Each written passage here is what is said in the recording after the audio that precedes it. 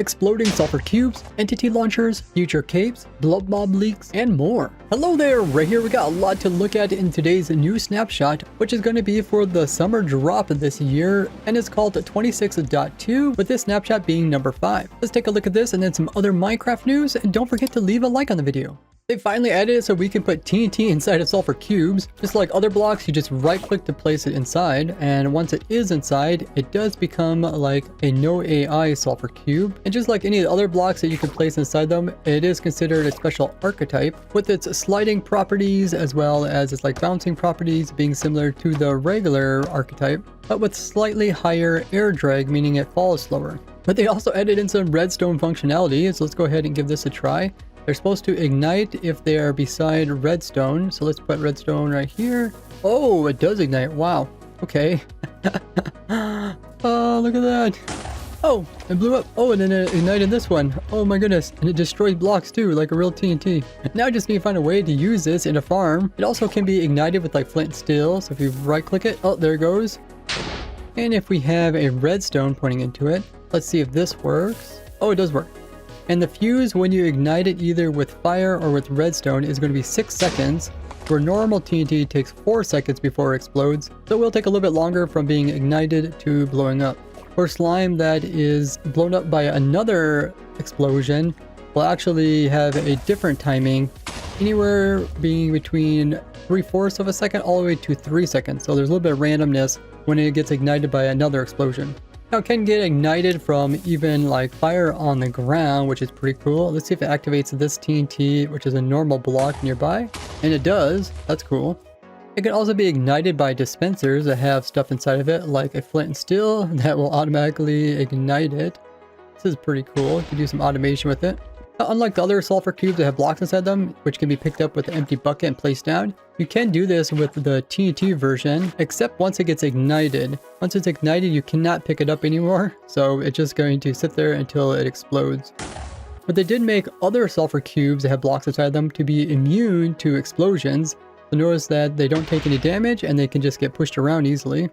And these primed ones will no longer take damage from anything, so even something like fire or lava won't be able to damage them. Where other sulfur cubes with blocks inside them still would end up dying from stuff like lava. I'm guessing they're trying to avoid people from exploding the sulfur cube as well as killing it, making it drop in TNT, make like an infinite TNT dupe. And unlike other sulfur cubes that die with blocks inside them, will not produce 2 small sulfur cubes. So they have to use like a sulfur cube farm like the one I've shown in order to get more of these guys so you can keep this process going infinitely. But it also costs TNT blocks, meaning that it still does not make a renewable way to get TNT, as it takes sand, and yeah, sand is limited and hard to get in large quantities. But maybe they'll come out with an alternative recipe, because like I said in this video here, sulfur is actually used in gunpowder in real life recipes. This would be the perfect time for Minecraft to add in a new type of explosion using the sulfur blocks that we got here, especially now that the sulfur blocks are renewable, and I even made a sulfur block farm, make getting large amounts of this more easy. Let me know if there's anything else you want me to test with the TNT sulfur cubes, and I will be doing this after this video, which I'll be doing for about 5 hours, so check me out. Don't forget to grab yourself one of my autographed figurines. These high quality Minecraft figurines have a bunch of joints, so you can put them in all the Minecraft poses. They also come with all the famous diamond tools, and if you order a Ray skin one, then you also get a special redstone torch. You can also order them in any custom skin, including your own Minecraft skin, but you won't get the redstone torch or the signed base. Either way, you'll have to use my link in the description for this cool deal. They also added in a new geyser for the potent sulfur blocks. This is done by having 4 blocks of water sources above a potent sulfur block that is above a magma block. And what this is going to do is going to create geysers out the top of this every once in a while. Oh my goodness, holy muckers. That is quite massive. Wow, that is so cool. Now the maximum water depth is 4 for the geysers to get shot out, but the minimum is 1. So let's go ahead and try this. Oh yeah, look at that. Much shorter. Okay, so you can change the height by adding more water. Whoa. Yeah, that goes much higher. That's like almost 20 blocks high. And besides just being visual particles, it will actually launch the players. Let's go ahead and stand on top of this. The time it does shoot out the geyser is kind of random. I could definitely see builders like adding this to different builds. Kind of look like pyro effects. Let's see how far we get launched. Oh, whoa, yeah. Oh my goodness, it's like bouncy. It's like air bounciness. And now when you find these sulfur springs on the surface of the ground that indicate that there is sulfur caves underneath, these springs themselves will also have a magma block underneath them, meaning that they're going to shoot out a little geyser to kind of show you where they are at, which is really cool. And they even make some cool noises. The cool thing about the geyser is that it can go right through air, meaning that you can place other things in that same spot, making it nice use inside of farms where bubble columns, as soon as you place in another block, it will destroy the bubble column. So you can easily push mobs up in the air while still having other things in the air without them affecting it. Let me know what questions you have about this, and I'll test them out during my live stream. But the snapshot removed touchscreen mode when it comes to Java Edition. This is because it was not implemented very nicely. If any of you guys ever use a touchscreen mode while playing Java, let me know. But maybe someday in the future they'll bring it back. I'm sure there's other ways players can do this using like third-party programs, similar to how I play Minecraft with my feet and a hand controller for the last 6 years, which a lot of you guys did not even know this is how I play. In the current version of Minecraft, there's this weird bug where when the villager gives you a discount on an item, instead of reducing the amount of emeralds it costs for you to buy it, it was reducing the amount of secondary items, being the arrows, that are needed for the player to trade. Notice that the emeralds here usually gets discounted, where the arrows always stays the same. But they accidentally put the arrows here, so the arrows were getting discounted and the emeralds were staying the same. And if you brought a villager zombie from a different biome, like this is a cold biome, but you brought it over into like a plains biome, and then you went ahead and cured it, instead of it keeping its original biome's outfit, like this cold outfit, it would actually convert over into the current biome being plains. This is a problem in the current version, but is now fixed. They won't have to worry about this in the next release. With last week's changes so that some hostile mobs could spawn in peaceful, such as the new sulfur cubes, they accidentally made it so that the game rule that would turn off spawns from monsters, meaning hostile mobs, was no longer actually stopping hostile mobs from spawning in. So they came in with this week making sure that it will work like intended. But they did decide to change it when it came to hoglins so that they no longer will actually spawn in on peaceful mode, where just earlier in the snapshot they could actually spawn. There was another strange snapshot only bug that came out with the last couple snapshots, and that is when you use an axe on one of the copper stuff, it can either remove the oxidization levels, making it less oxidized, or if it's wax, it can remove the wax level. But if it has both wax and is oxidized, normally when you right click, it would have to choose between removing the wax and removing a layer, and it normally would always remove the wax first and then start removing the layers. But this accidentally got switched in the last couple snapshots, so when you right click one of these guys, it would remove layers when all you're trying to do is remove the wax on it. And only once all the layers were removed could you remove the wax. So they changed it back so it worked like before. If you're in battle with a skeleton and then you remove its bow with a tool that it should use to fight, instead of it just coming at you and using the weapon, it now completely forgot what exactly it was doing. It will be frozen despite it still being alive. So they fixed this strange but funny snapshot only bug today. They also changed some other things, like making sure the little guys riding the hoglins aren't sitting too low, and also some commands were not working quite properly, chunks weren't loading, and an update to data packs and resource packs to make all these new changes function properly. Now, Minecraft has gave out special capes in the past when it came to TikTok related things as well as Twitch, but there's never been a YouTube type of collaboration between Minecraft and the biggest video website being YouTube. And this post actually got a reply from one of the Minecraft team, where this whole thing was brought up by Silent Whisper, a Bedrock player. And in the replies, we can see that this person, Anthony, who works on the Minecraft social, influencer, and innovation, comments saying that the Minecraft YouTube community is incredible and is 100% a core partner with Minecraft. Goes on to say that Minecraft is actively working on doing a collab where they can give out rewards such as like capes using YouTube rather than just like Twitch or TikTok. But in order for this to be done, they're still working on building the technology to make this work, as I don't think YouTube really has any kind of drop system similar to like TikTok or Twitch. which is exciting, meaning that we might get a cape like this. This is just some fan art, but we've got similar looking capes from TikTok and Twitch, so that's pretty cool. If YouTube did do a cape, what would you want the cape to look like?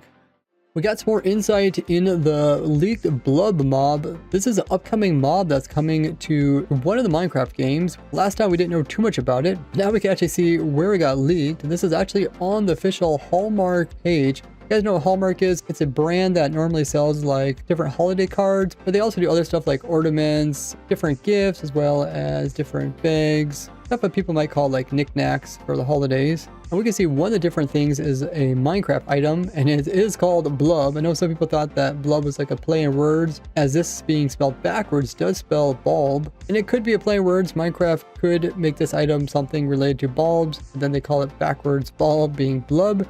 But I think it's going to be something completely different than a bulb. And it's also an ornament. This is important because see this little thing here in the center between which looks like the two eyes.